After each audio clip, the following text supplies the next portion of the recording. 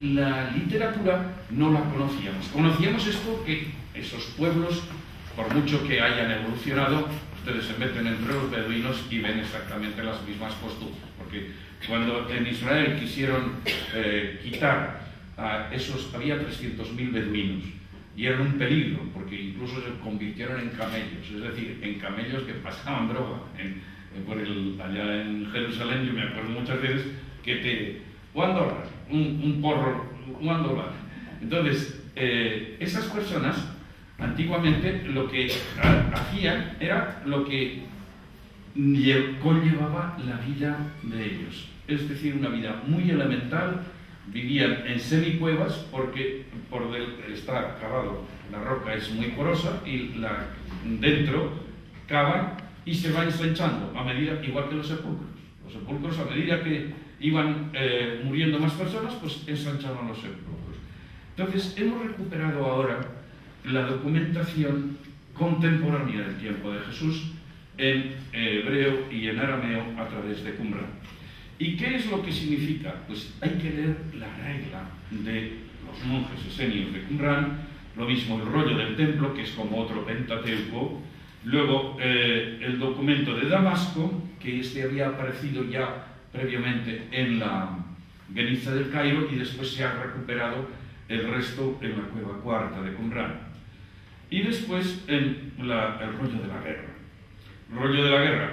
Las mujeres nunca iban a la guerra, pero sin embargo allí se hace una referencia a cómo ellas se comportaban con los guerreros.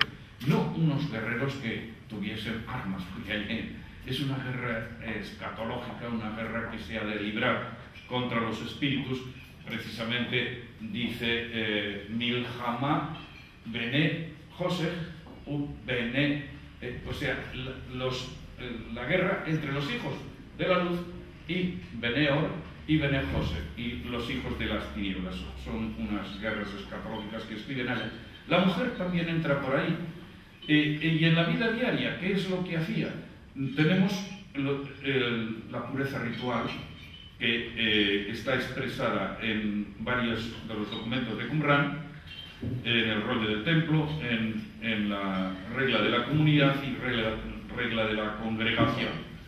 Y allí han leído con sensibilidad las mujeres, las feministas, han leído lo que se refiere indirectamente a la mujer a través de lo que se dice del varón. Los documentos pertenecían a una comunidad que estaba prevalentemente compuesta por varones. De hecho, en los cementerios solamente apareció en un cementerio que había huesos de mujer y de niños. En todos los demás solamente había de varones. O sea que los monjes de Qumran eran prevalentemente celibatarios y se dedicaban al estudio, a la transmisión de los textos sagrados y de otros que no. Y hay solamente algunas frases relativas a las mujeres. Por ejemplo, dice: ellos toman esposas y engendran hijos. Que un hombre no yazga con una mujer. O sea, van dando pequeños preceptos dentro de las reglas y hay que ir extractando un poco lo referente a la mujer, pero que no varía en gran medida de lo que tenemos ya en el Antiguo Testamento, porque allí se han transmitido textos bíblicos y textos parabíblicos o textos exegéticos o textos que diríamos no religiosos, bueno, no profanos, pero sí religiosos, porque toda la literatura que hay allí, excepto aún los horóscopos, también son religiosos, excepto el rollo de cobre, que es todo de economía, donde metieron los tesoros que aún si los lograsen recuperar, pues se arreglaba la economía de Israel actual. Mucho se busca, pero no se sabe dónde está. Dicen algunos que si es un señor que tenía la cabeza caliente y dijo: bueno, aquí ponemos 30 libras de oro y allí otro lingote, y así han querido buscarlos. Mill, que estuvo muy atento en la búsqueda, pero no captaron nada. Otra fuente para conocer serían 3 bloques o 4. el primer bloque, los textos del Antiguo Testamento. El segundo bloque, los textos de Qumran. El tercer bloque, los textos de Flavio Josefo, que es contemporáneo del año 38 al 100. Y después los textos de Filón de Alejandría. Con esos 4 podríamos hacer un estudio más o menos comparativo, y ya se ha hecho en muchas ocasiones, lo que era la mujer para ese tiempo. Pero hay una cierta animosidad, por ejemplo, en Flavio Josefo. Fíjense, Flavio Josefo nace poquitos años después de Jesús, pero está en Jerusalén y toma parte en la Segunda Guerra, o sea, en la guerra del año 70, y es secretario de Tito. O sea, es un hombre que vivió intensísimamente todo lo que suponía la Palestina del siglo I. Y ahí dice, los dos son bastante misóginos, tanto Flavio Josefo especialmente como Filón. Dice, hablando de la naturaleza de las mujeres, dice, ninguna de ellas guarda fidelidad a un solo hombre, dice Flavio Josefo. Una mujer es una criatura egoísta, exclusivamente celosa y un sujeto que socava los principios morales de su esposo. Esto lo dice un poco posterior al tiempo de Jesús. En Qumran no encontramos esa agresividad. Es verdad que hay los documentos relativos a las mujeres son pocos, pero sobre el matrimonio, por ejemplo, en la regla de la congregación, particulariza la edad del matrimonio para los hombres, que era de 20 años. Ya saben que los judíos, aún en la actualidad, el que un varón haya pasado de los 18 años ya supone que está en pecado, porque si no se ha casado, porque supone que o retrasa la venida del Mesías, esto entre los ortodoxos, pero piensen que es solamente un 2%. Un 11%, yo escribí una obra en el año 73, que fui al Ministerio de Cultos, ¿cuántos creían en Israel, en Dios? Y me dijeron que el 11%. En el Israel de 1973, que ahora supongo que serán menos. ¿Y cuántos eran ortodoxos o religiosos? Un 2%. Entonces, esos tienen el matrimonio conforme a toda la tradición judía. Sería en Qumran serían los 20 años para el matrimonio, pero en realidad eso era un desideratum o una ley, porque la mayoría eran célibes, por lo tanto no se casaban. Nada se dice sobre la edad en que las mujeres se podían casar. Ya saben que las mujeres en el ámbito judío a los 12 años ya es mayor de edad, los muchachos a los 13 años. Por lo tanto, de los 12 en adelante, si no la han casado antes sus padres, porque casar, ya saben que en hebreo no se dice, una mujer no se casa, la casan. O sea, Nasaisa se cargó a la mujer, se la cargó en el sentido de que le tiene que dar descendencia, le tiene que dar comida, le tiene que dar abrigo y le tiene que dar protección. Las 4 cosas tiene que darle. Y por eso es cargarse con la mujer, cargarse con esos deberes. En el documento de Damasco comienza con una afirmación de que la mujer es dada en matrimonio. O sea, no se casa, sino la dan en matrimonio. Y ustedes muchas veces se habrán pensado todo aquel tinglao que nos cuenta Jesús de que si las 10 vírgenes, que si 5 prudentes y 5 necias, y qué es lo que pasaba y por qué se retrasaba tanto la boda, pues era simplemente que estaban agenciando el dinero que pedía por la muchacha el novio con el padre, y mientras no arreglaron las cuentas pues no había boda, y cuando terminaron las cuentas pues ya estaban todos cansados de esperar. O sea, hay cosas que en el Evangelio se dicen y hay otras que no se dicen, pero se entienden. ¿Por qué? Y muchas veces nosotros no vemos la razón, pero el que convivía con ello, pues sabía perfectamente de qué se trataba. O sea que la mujer era, diríamos, no quieren decirlo así, pero era vendida por el padre al novio. En la época de los patriarcas se habla del mojar, que luego es lo que viene como dote en el occidente.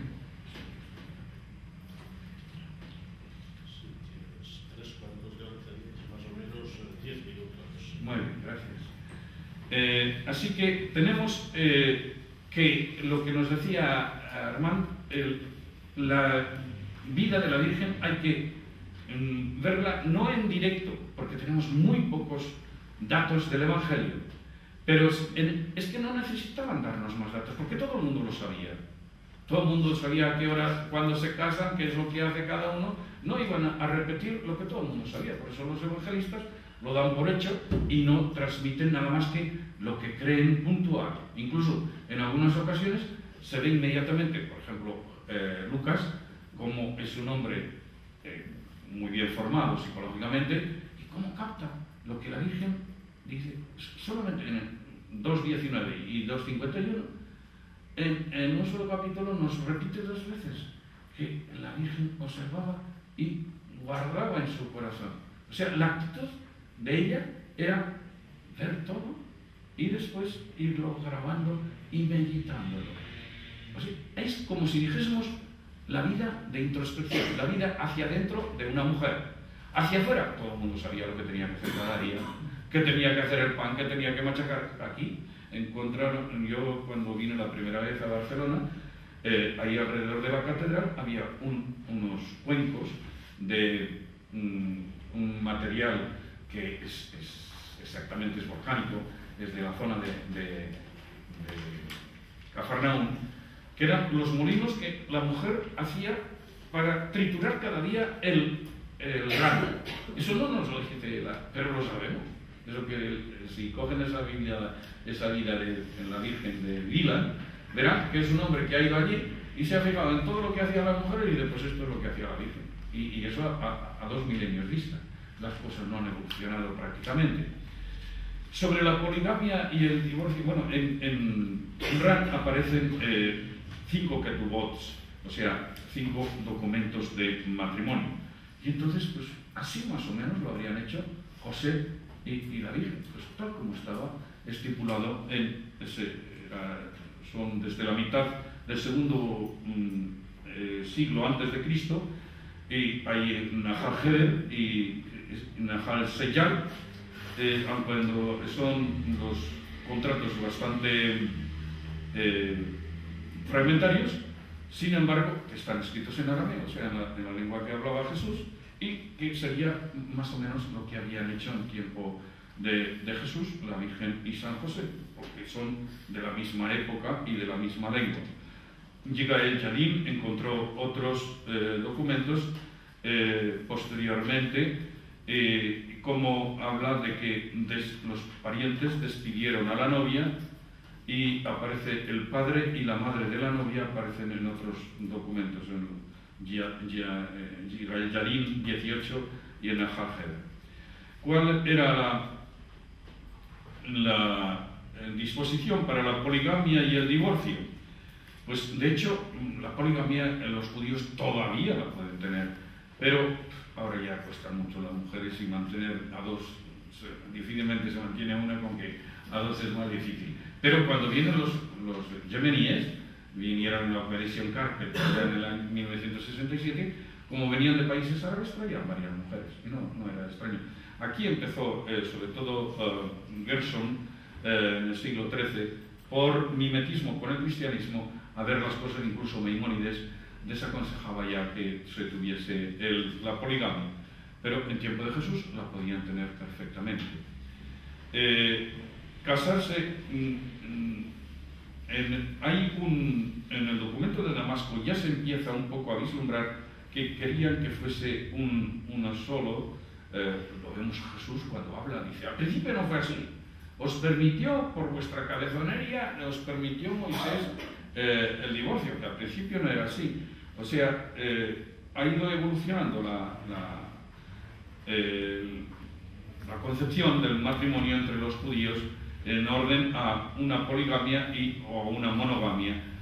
Casarse con 2 mujeres durante el tiempo de su vida lo tomaban, según el documento de Damasco, que es del tiempo de Jesús, lo tomaban como si fuese fornicación. O sea, ya casarse simultáneamente. Por lo tanto, el tiempo de la Virgen parece que era la opinión más común, era que se veía ya mal el que se casasen en 2 con dos mujeres simultáneamente. Y en el rollo del templo dice: él no ha de tomar otra esposa además de ella, porque ella solamente ha de estar con él todo el tiempo de su vida, pero si ella muere, él podrá tomar otra. Sin embargo, vemos en la Biblia que el rey podía tener hasta 600 concubinas, o sea que 300 mujeres y 600 concubinas, que es lo que arruinó a Salomón. La regulación de las relaciones sexuales también aparece en Qumran en algunas ocasiones a propósito de la purificación del campamento, que es como aparece también en la Biblia. En una lista de actos prohibidos, en el documento de Damasco, en la línea 16, hay una referencia a una mujer embarazada. Por lo tanto, había también en Qumran la posibilidad de tener algún matrimonio, a pesar de que la mayor parte no se casasen. Y después aparece también en ese mismo documento Mekitzdam, que quiere decir hacer saltar la sangre de la menstrualidad. Luego, Flavio Josefo dice específicamente de los esenios que ellos no tienen relaciones con ellas, por evitar el nombre de las mujeres, durante su embarazo. Así demuestran que su finalidad en el matrimonio no es el placer, sino el asegurar la posteridad. O sea, no lo vemos que esto se diga en el Evangelio, pero en unos documentos que estaban siendo escritos en la misma época de los Evangelios, se dice eso entre los judíos, lo cual los evangelistas pues habían de conocer, como eran todos judíos. Habla después de las reglas de la purificación. En concreto, si nosotros queremos ver un poco la evolución de la ley entre los judíos y el Nuevo Testamento y lo que habría sido la Virgen puesta en su medio ambiente nazaretano o palestino, habría que pensar en que las enseñanzas nos han sido transmitidas por personas que convivieron, pero después de los hechos, y entonces es posible que en algunas ocasiones las narraciones hayan sido retocadas. Los autores que se dirigen a las iglesias primitivas, en concreto en el Nuevo Testamento, defienden una nueva libertad que no era tanto conocida ni admitida por los judíos en relación a la mujer. O sea, la liberación de la mujer la vemos ya en Pablo claramente cuando dice que no hay hombre ni mujer, ni hay judío ni gentil. O sea, todo el mundo tiene la misma dignidad. Y a pesar de que ustedes han oído muchas veces cuando se leen esos fragmentos de las epístolas de Pablo en que dice que las mujeres estén sometidas, pero hay que leerlo en su contexto y hay que ver también lo que él dice, que cuando equipara al hombre a la mujer, eso no estaba en el judaísmo, porque en el judaísmo la mujer era y continúa siendo menor de edad.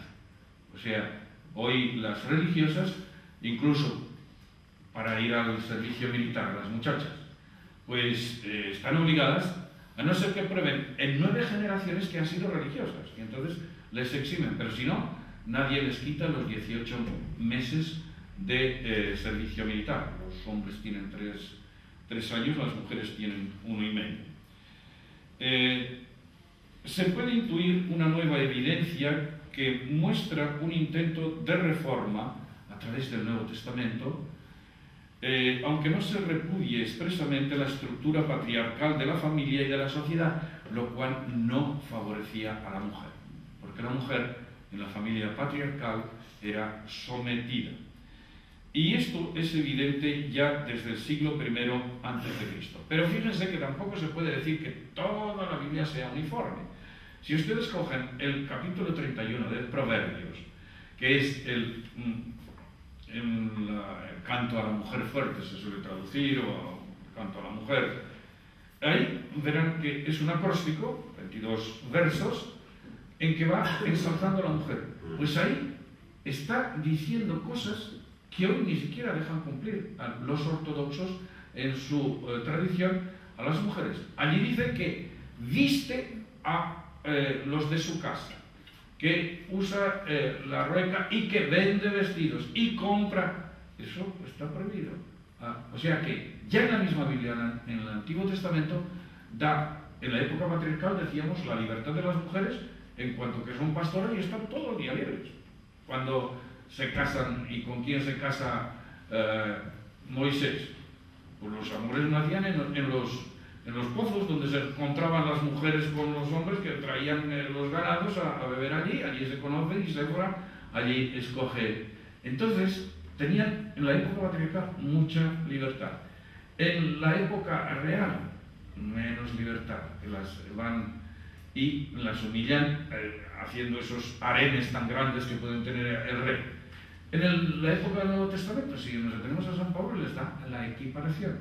En Qumran hay algunos golpes que se dan a la mujer por eso de que es un ser inferior. Pero claro, eso lo decían los varones, los hombres.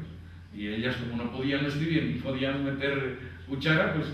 Pero, de hecho, ya en el Nuevo Testamento encontramos un germen de liberación de la mujer y por eso podemos decir que ha ido evolucionando y, bueno, pues la Virgena es hija de su pueblo como todas las otras mujeres y en eso no tiene ninguna diferencia. Tendrá hacia adentro todas las diferencias, pero vemos que las leyes que ella cumple, como son, por ejemplo, la purificación, pues serán las leyes comunes. Y si tiene un varón, se tiene que purificar a los 40 días. Si tiene una hembra, a los 80. ¿Por qué?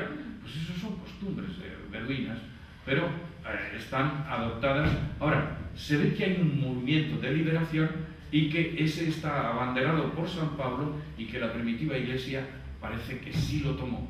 Y de hecho, esta teología feminista que hay va dando a los diáconos o diaconisas una importancia en la primitiva Iglesia que para nosotros nos era desconocida. Bueno, pues gracias por su atención.